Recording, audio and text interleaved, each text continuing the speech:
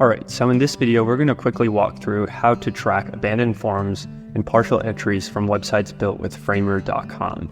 So I've got a Framer website here. It's live at gsheets.shop, and this is the form we want to track. So I'm just going to get right into it. So if you've built a website with Framer, you'll know that forms in Framer are powered by FormSpark, which is this third-party service that lets you build forms without having to set up a server.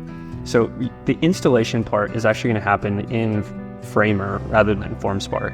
And it's very simple. I've already added my website to Insiteful, so I'm just going to jump to the install page and scroll down. So what you need to do is just copy these two JavaScript tracking codes into Framer. And you can do so under Settings, General, and if you scroll all the way down, you'll see these codes. And you can also add it to specific pages by just clicking that page. So I'm just going to add this to the home page where it's missing currently. So like I said, just copy this one tracking code and then copy the second, paste them in there, hit save, and you're all set. Now, and once I've published my changes, all I have to do is refresh this page. And now finally, we're just going to quickly test this. So this is a test. So I filled out that form, didn't click submit. I'm going to go over here, check the entries. And as you can see, my entries were captured from Insiteful.